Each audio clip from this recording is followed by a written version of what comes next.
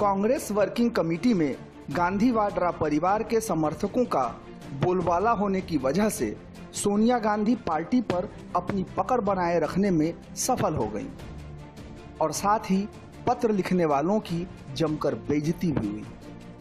अब सोनिया गांधी के वफादार उन लोगों की तलाश में हैं जिन्होंने पत्र लिखने की योजना बनाई और उसे अंजाम तक पहुंचाया, क्योंकि गांधी परिवार का मानना है कि व्यक्तिगत वफादारी ही पार्टी के प्रति वफादारी है। अगर किसी ने सोनिया गांधी के प्रति वफादारी नहीं दिखाई तो वह पार्टी विरोधी है और उस पर कार्रवाई की जा सकती है। अंबिका सोनी ने बैठक के दौरान यह बात कही भी थी। असल में लोकसभा चुनावों में मिली हार के बाद से शशि थरूर पार्टी में बदलाव की मांग कई अवसरों पर कर चुके हैं और कई मौकों पर राहुल सोनिया के स्टैंड से अलग राय भी रख चुके हैं। कांग्रेस के भीतर सुधारों की आवश्यकता पर अनौपचारिक विचार विमर्श संसद सदस्य शशि थरूर द्वारा आयोजित डिनर के दौरान कम से कम 5 महीने पहले शुरू हुआ। वहां कई कांग्रेसी मेहमान थे। इससे खुलासा हुआ कि कांग्रेस की अंतरिम अध्यक्ष सोनिया गांधी को भेजे गए पत्र के बीज कुछ समय पहले ही बोए गए थे। महत्वपूर्ण बात यह है कि कई लोग जो इस बैठक का हिस्सा थे उन्होंने पत्र पर अपने हस्ताक्षर नहीं किए। थरूर की डिनर में शामिल होने वाले जिन्होंने पत्र पर हस्ताक्षर नहीं किए उनमें पी चिदम्बरम, उनके बेटे कार्ति चिदम्बरम, सचिन पायलट, अभिषेक मनु सिंघवी और मणिशंकर अय्यर हैं। सिंघवी ने रात के खाने में अपनी उपस्थिति की पुष्टि की। उन्होंने कहा कि मुझे एक दिन के नोटिस पर शशि थरूर द्वारा रात के खाने पर आमंत्रित किया गया था। पार्टी के भीतर सुधारों के रचनात्मक मुद्दे पर एक अनौपचारिक चर्चा हुई। इसके बाद मुझे पत्र के बारे में किसी भी स्तर पर सूचित नहीं किया गया। चिदम्बरम ने कहा कि वह पार्टी मामलों पर कोई टिप्पणी नहीं करना चाहते। पायलट ने पिछले ही महीने राहुल गांधी और प्रियंका वाड्रा के साथ बैठक के बाद पायलट ने इस मामले पर कोई टिप्पणी नहीं की। शशि थरूर ने इस पर कॉल्स और संदेशों का जवाब नहीं दिया। मणिशंकर अय्यर ने अधिक साफ तौर पर कहा, मैंने हस्ताक्षर नहीं किया क्योंकि मुझे किसी ने पूछा नहीं, किसी ने मुझसे संपर्क नहीं किया। मार्च में आयोजित डिनर पर अय्यर ने कहा कि पार्टी को फिर से जिंदा करने और हमारे धर्मनिरपेक्ष क्रेडेंशियल पर वापस आने की आवश्यकता पर एक सामान्य चर्चा हुई। एक सुझाव था जिसका किसी ने विरोध नहीं किया। पत्र भेजने की आवश्यकता थी, हालांकि किसी ने उस रात के खाने के बाद संपर्क नहीं किया। पार्टी की सर्वोच्च निर्णय लेने वाली संस्था कांग्रेस वर्किंग कमेटी के एक मैराथन सत्र में नेताओं द्वारा हस्ताक्षरित विवादास्पद पत्र पर चर्चा की गई और फिर यथास्थिति बनाए रखने का निर्णय लिया गया और तब तक सोनिया गांधी अंतरिम अध्यक्ष पद पर डटी रहेंगी। तैयारी राहुल गांधी को पार्टी अध्यक्ष बनाने का है। पार्टी प्रवक्ता रणदीप सिंह सुरजेवाला ने इस बात को साफ तौर पर कहा कि कोई गैर गांधी कांग्रेस का अध्यक्ष होगा, यह संभव नहीं है। Bureau report, news of India. Sonia Gandhi ने एक तरह से वर्किंग कमेटी की बैठक में यह साफ कर दिया कि गांधी वाड्रा के अलावा कांग्रेस का अध्यक्ष पद किसी दूसरे को नहीं दिया जाएगा। वर्किंग कमेटी में सोनिया गांधी के कृपा पात्रों की संख्या सबसे ज्यादा है, इसीलिए पार्टी में गांधी वाड्रा के वर्चस्व को कोई चुनौती नहीं दे सकता। लेकिन सवाल यह है, कांग्रेस वर्किंग कमेटी की बैठक में उठा तूफान क्या शांत हो गया? सोनिया गांधी पर लेटर बम फोड़ने वाले 23 नेता क्या अब चुप बैठ जाएंगे? कांग्रेस वर्किंग कमेटी की हंगामेदार बैठक के बाद सोनिया फिर से पार्टी की अंतरिम अध्यक्ष चुन तो ली गई, लेकिन कांग्रेस के अंदर बगावत का ज्वालामुखी अब भी सुलग रहा है। सोनिया को नया अध्यक्ष चुने जाने के ठीक बाद चिट्ठी लिखने वाले कांग्रेस के 23 वरिष्ठ नेताओं की बैठक कहीं न कहीं यह इशारा कर रही है कि हालात ठीक नहीं है। सोनिया गांधी के अंतरिम अध्यक्ष नियुक्त होने के बाद कपिल सिब्बल, शशि थरूर सहित कुछ वरिष्ठ कांग्रेस नेताओं ने शाम को गुलाम नबी आजाद के आवास पर बैठक की। बैठक में मुकुल वासनिक और मनीष तिवारी के साथ पत्र पर हस्ताक्षर करने वाले कुछ अन्य नेता भी शामिल हुए। सूत्रों का कहना है कि बैठक में वर्किंग कमेटी के बाद की स्थिति पर चर्चा की गई। गौरतलब है 7 घंटे तक चली वर्किंग कमेटी की बैठक में सोनिया गांधी और राहुल गांधी का हाथ हर संभव तरीके से मजबूत करने के लिए प्रस्ताव पारित किया गया।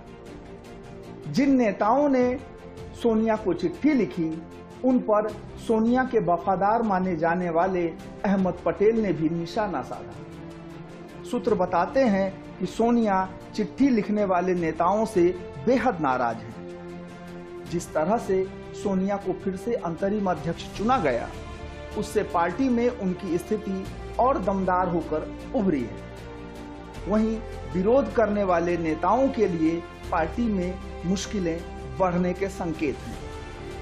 सोनिया को पत्र लिखने वाले नेताओं पर राहुल के अलावा प्रियंका वाड्रा ने भी जमकर तीर चलाए। पार्टी की बैठक में अध्यक्ष पद के एजेंडे पर चर्चा हुई। हालांकि 23 नेताओं की चिट्ठी के बाद पार्टी के विभिन्न धड़ों से सोनिया गांधी को जो समर्थन मिला, उससे पार्टी में गांधी परिवार की पैठ और मजबूत ही हुई। शुरू में ऐसा कहा जा रहा था कि सोनिया की जगह किसी तीसरे को अंतरिम अध्यक्ष नियुक्त किया जा सकता है, लेकिन बैठक में सोनिया को ही फिर से अंतरिम अध्यक्ष बनाने पर मुहर लगी। Bureau report, news of India. Gandhi Vadra परिवार को चुनौती देने वाले 23 नेताओं के पत्र को कांग्रेस वर्किंग कमेटी की बैठक में सिरे से खारिज कर दिया था और चिट्ठी लिखने वालों को गद्दार और साजिश करने वाला बताया गया। लेकिन इतना सब होने के बाद कांग्रेस का महाभारत खत्म नहीं हुआ। सोनिया गांधी का फिर से पार्टी का अंतरिम अध्यक्ष चुने जाने के बाद चिट्ठी लिखने वाले विरोधी नेताओं ने आगे की रणनीति की बैठक की। इस बैठक के बाद आज कपिल सिब्बल ने एक ऐसा ट्वीट किया है जिससे कयासबाजियों का दौर शुरू हो गया है। बता दें कि गुलाम नबी आजाद समेत कांग्रेस के 23 नेताओं ने सोनिया को संगठन में बदलाव लाने के लिए एक पत्र लिखा था। इस पत्र के बाद पार्टी में भूचाल मचा हुआ है। दूसरी तरफ पार्टी में चल रही खींचतान पर निलंबित नेता संजय झा ने चुटकी लेते हुए इसे अंत की शुरुआत बता दिया है। सिब्बल के ट्वीट पर कई तरह के कयासबाजियों का दौर शुरू हो गया है। उन्होंने ट्वीट पर लिखा था कि यह पद की बात नहीं है, यह मेरे देश की बात है और सबसे जरूरी है। सिब्बल के ट्वीट से बगावत की बू आ रही है। बैठक में राहुल गांधी की टिप्पणी पर सबसे ज्यादा सिब्बल ही भड़के थे। उन्होंने राहुल गांधी की नाराजगी वाली खबरों के बाद ट्वीट किया था। हालांकि राहुल गांधी की तरफ से सफाई दिए जाने के बाद सिब्बल ने वह ट्वीट यह कहते हुए हटा लिया था। कांग्रेस से निलंबित नेता संजय झा ने भी आज एक चुटकी वाला ट्वीट कर कहा कि यह अंत की शुरुआत है। झा के इस ट्वीट को भी कांग्रेस में चल रही हलचल से जोड़कर देखा जा रहा है। बता दें कि सोनिया गांधी ने संजय झा को पार्टी से निलंबित कर दिया था। संजय ने कुछ दिन पहले कहा था कि कांग्रेस के 100 से ज्यादा नेताओं ने सोनिया को चिट्ठी लिखी है। हालांकि उस समय कांग्रेस ने इसे सिरे से खारिज कर दिया था। सोमवार को कांग्रेस कार्यकारिणी की बैठक में राहुल गांधी ने सोनिया को चिट्ठी लिखने वाले नेताओं के खिलाफ तल्ख टिप्पणी की थी और इसे बीजेपी की साजिश बता दी थी। उन्होंने टाइमिंग पर सवाल उठाते हुए पूछा कि सोनिया गांधी के अस्पताल में भर्ती होने के समय पार्टी नेतृत्व को लेकर पत्र क्यों भेजा गया था। उन्होंने कहा कि पार्टी के नेतृत्व के बारे में सोनिया गांधी को उस पत्र में लिखा गया था जब राजस्थान में कांग्रेस सरकार संकट का सामना कर रही थी, पत्र में जो लिखा गया था उस पर चर्चा करने का सही स्थान CWC की बैठक है, मीडिया नहीं। उन्होंने आरोप लगाया कि यह पत्र बीजेपी के साथ मिली भगत में लिखा गया। सिब्बल ने राहुल के इस आरोप को पढ़ने के बाद बेहद तीखी प्रतिक्रिया दी।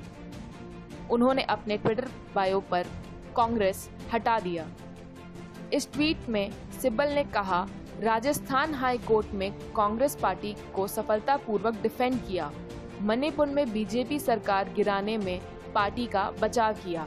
पिछले 30 साल में किसी मुद्दे पर बीजेपी के पक्ष में कोई बयान नहीं दिया, लेकिन फिर भी हम बीजेपी के साथ मिली भगत कर रहे हैं। हालांकि बाद में सिब्बल ने यह ट्वीट डिलीट कर दिया। उन्होंने कहा कि राहुल गांधी ने उन्हें खुद बताया कि ऐसा उन्होंने कभी नहीं कहा। Bureau report, news of India. Sonia Gandhi तक अपनी बात पहुंचाने के लिए सीनियर नेताओं को चिट्ठी लिखने की जरूरत पड़े तो सोचिए हालात कैसे होंगे। सचिन पायलट जैसे युवा नेता को अपनी बात रखने के लिए बीजेपी की मदद से समर्थक विधायकों को मानेसर के होटल में रखना पड़े तो अंदाजा लगाइए कि कांग्रेस में हालात कितने गंभीर बन चुके हैं। बावजूद इसके अगर कोई अपनी बात कहना चाहता है और उसे गद्दार बताकर उसकी आवाज को दबाने की कोशिश की जाए तो समझ लीजिए कि हालात बद से बदतर हो चुके हैं। दरअसल जब आपके अंदर संघर्ष करने का मादा खत्म हो जाए और चाटुकार घेर लें तो आप कुछ भी नया करने से लगातार चूकते रहते हैं। धीरे धीरे आपके अंदर की उद्यम की ताकतें दम तोड़ने लगती हैं। फिर आपको कोई बदलाव करने के लिए कहता है तो वह साजिश करता लगने लगता है। ऐसे में परिवर्तन चाहने वालों को बदनाम कर आप सजा दे देते हैं। कांग्रेस के अंदर यही चल रहा है। कांग्रेस का आला कमान यह मानने के लिए तैयार नहीं है कि वह बहादुर शाह जफर की जिंदगी जी रहे हैं। बीजेपी ने करीब करीब पूरे हिंदुस्तान पर कब्जा कर लिया है। कांग्रेस को जनता लगातार नकार रही है। जो छत्रप प्रदेश में मुख्यमंत्री हैं वह दुनिया को दिखाने के लिए उनकी इज्जत तो करते हैं मगर उनकी रत्ती भर बात नहीं मानते। ऐसा लगने लगा है कि गांधी परिवार अपनी अच्छी जिंदगी जीने के अलावा पार्टी को फिर से खड़ा करने की सोच छोड़ चुका है और इनके इर्द गिर्द रहने वाले चाटुकारों को लगता है कि अगर पार्टी को फिर से खड़ा करने की कोशिश हुई तो उनकी दुकानदारी बंद हो सकती है। अगर कांग्रेस में आप देखें तो नेताओं के रूप में एक चुके हुए चौहानों की फौज खड़ी है। न कोई विचार बचा है न संगठन। पार्टी के रूप में वहीं पर कांग्रेस का अस्तित्व बचा है जहां पर बीजेपी के अलावा कोई तीसरी ताकत अब तक खड़ी नहीं हो पाई। बीजेपी के उत्थान के साथ कांग्रेस अगर दूसरे नंबर पर रहती तो समझ में आता, मगर जब एनसीपी, आरजेडी, समाजवादी पार्टी और बहुजन समाज पार्टी जैसे दलों से भी सीटें कम आने लगे और उसके बावजूद कांग्रेस के नेताओं को इस बात का गुरूर हो कि वह बीजेपी का मुकाबला कर रहे हैं तो समझ लेना चाहिए कि वक्त आ गया है कि यह पार्टी अपनी स्वाभाविक मौत की तरफ बढ़ रही है। ऐसा लगने लगा है कि कांग्रेस अपनी उम्र जी चुकी है। कांग्रेस अपनी उम्र जी चुकी है और एक जिद्दी बुजुर्ग की तरह हर बात के लिए जिद पर उतारू है, यह जानते हुए कि न कोई उसे कुछ मानता है न कोई सुन रहा है। एक के बाद एक हार होती जा रही है। पार्टी के विधायक पार्टी छोड़ रहे हैं, राज्य की सरकारें गिरती जा रही हैं, मगर इसके बावजूद कांग्रेस के अंदर कोई हलचल नहीं हो रही है तो यही कहा जा सकता है कि पार्टी खाट पर पड़ी बुजुर्ग की तरह हो चुकी है जो भगवान के बुलावे का इंतजार कर रही है। जिन नेताओं ने कांग्रेस अध्यक्ष सोनिया गांधी को चिट्ठी लिखी है उनकी चिट्ठी को गंभीरता से लेने के बजाय कांग्रेस के अंदर चाटुकारों की एक फौज हो गई जो इन नेताओं को बदनाम करने में लग गई।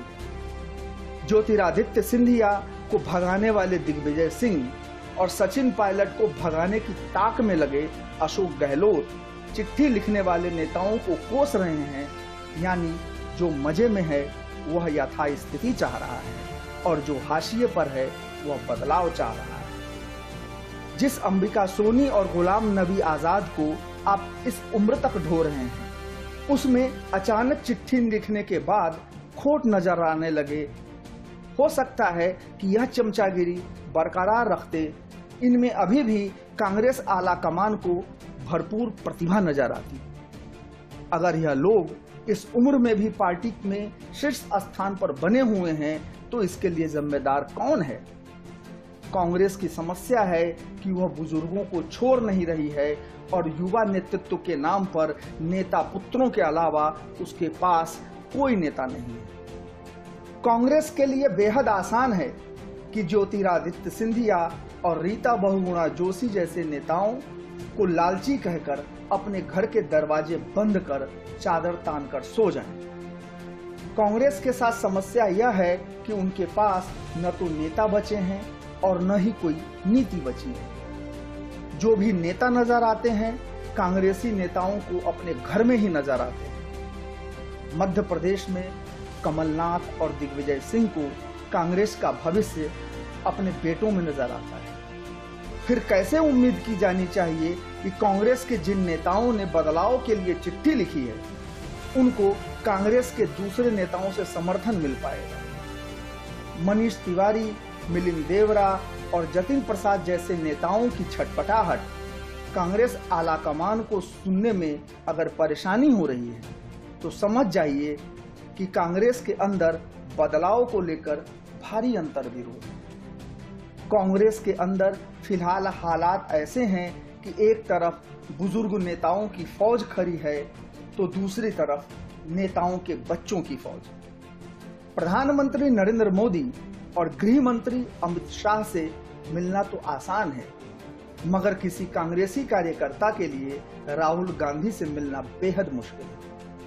वह आज भी राजा, महाराजा और युवराज की तरह जी रहे हैं। जिस दिन लंबे समय तक कांग्रेस के संगठन महासचिव रहे जनार्दन द्विवेदी पद से हटते ही बीजेपी का गुणगान करने लगे थे, उसी दिन कांग्रेस को सोचना चाहिए था कि उनका संगठन दम तोड़ रहा है, जिसे विचार और नेता की संजीवनी चाहिए। जब पूरी जिंदगी कांग्रेस में बिताने के बाद एनडी तिवारी और एसएम कृष्णा जैसे नेता बीजेपी का दामन थाम लेते हैं तो कांग्रेस को समझना चाहिए कि उनका विचार भ्रमित है। पार्टी के अंदर समाजवादी और वामपंथियों का अलग जमावड़ा है तो कारोबारी और युवा नेताओं का झुकाव दक्षिण पंथ की तरफ। कांग्रेस का एक वर्ग राम मंदिर के मामले पर सुप्रीम कोर्ट के फैसले के खिलाफ है तो दूसरा चुनावी वोट की चिंता की कशमकश में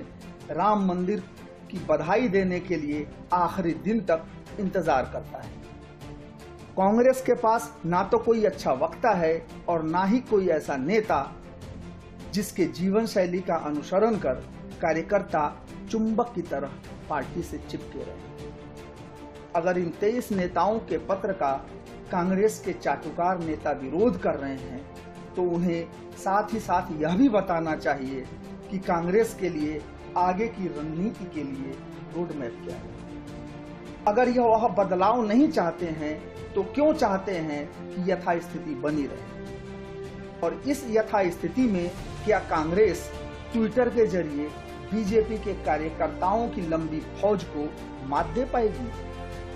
इसलिए जरूरी है कि अगर कांग्रेस के 23 नेताओं ने कोई बदलाव की मांग की है तो उसे सकारात्मक लेते हुए पार्टी के अंदर गहन मंथन करना चाहिए। Bureau report, news of India.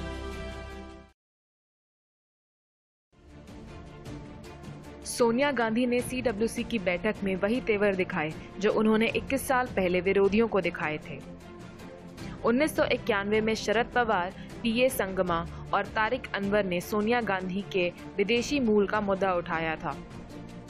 इन नेताओं ने सरकार बनने की स्थिति में सरकार का नेतृत्व कौन करेगा, इस मुद्दे पर सोनिया गांधी के विरुद्ध झंडा उठाया था। पवार सोनिया से लड़ाई के लिए तैयार नहीं थे और पार्टी का विभाजन हो गया था। शरद ने अपनी राष्ट्रीय कांग्रेस पार्टी बना ली, लेकिन 2004 के लोकसभा चुनाव में पवार ने फिर सोनिया से हाथ मिला लिया था। सोनिया गांधी ने पवार और अन्य नेताओं की इच्छा के आगे झुकते हुए मनमोहन सिंह को प्रधानमंत्री बना दिया, परंतु तब से अब तक हालात बहुत बदल गए हैं। अब राहुल गांधी और प्रियंका राजनीति में सक्रिय भूमिका निभा रहे हैं तथा सोनिया गांधी उन्हें सिर्फ इसलिए किनारे नहीं करने वाली कि 23 नेताओं ने पार्टी में ऊपर से नीचे तक आमूल-चूल परिवर्तन के लिए चिट्ठी लिखने की हिम्मत की है। चिट्ठी पर हस्ताक्षर करने वाले 23 नेताओं में से केवल भूपेंद्र सिंह हुड्डा ही ऐसे हैं जिनका बड़ा जनाधार है।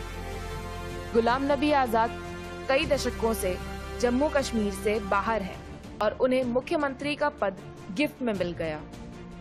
आजाद ने उस समय सोनिया से दूरी बना ली जब उन्हें राज्यसभा में पुनः निर्वाचित नहीं किया गया और वह अगली फरवरी में रिटायर होने वाले हैं। जब मल्लिकार्जुन खड़गे राज्यसभा लाए गए तो यह साफ हो गया था कि वह विपक्ष के नेता होंगे। इस कदम पर आनंद शर्मा नाराज हैं क्योंकि वह आशा कर रहे थे कि उन्हें ही नेता विपक्ष बनाया जाएगा।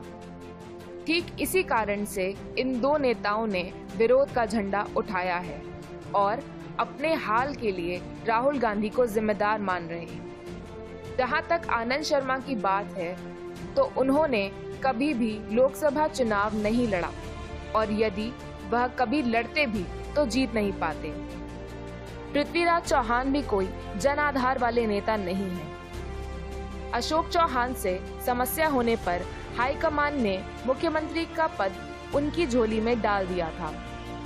वह इस बात से नाराज हैं कि उन्हें WDC का सदस्य नहीं बनाया गया, यहाँ तक कि स्थायी या विशेष आमंत्रित सदस्य भी नहीं बनाया गया, जबकि अन्य मुख्यमंत्रियों को तो सदस्य बना ही दिया गया।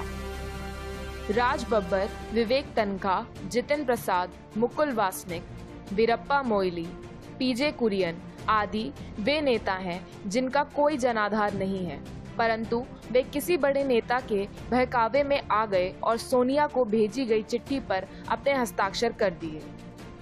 इस सबके बीच जो बात सबसे अधिक चौंकाने वाली है वह है हुड्डा का इस चिट्ठी पर हस्ताक्षर करना। उन्हें सोनिया गांधी से सब कुछ मिला और उन्होंने 10 साल तक हरियाणा के मुख्यमंत्री के पद को संभाला। उनके बेटे को CWC का विशेष आमंत्रित सदस्य बनाया गया। यहाँ तक कि कुमारी शैलजा को दरकिनार करके उन्हें राज्यसभा भेज दिया गया। हुड्डा के पास जनाधार है तथा वह बागियों का नेतृत्व कर सकते हैं। यह देखना होगा कि क्या वह हरियाणा के शरद पवार बनने की तैयारी में है। Bureau report, news of India.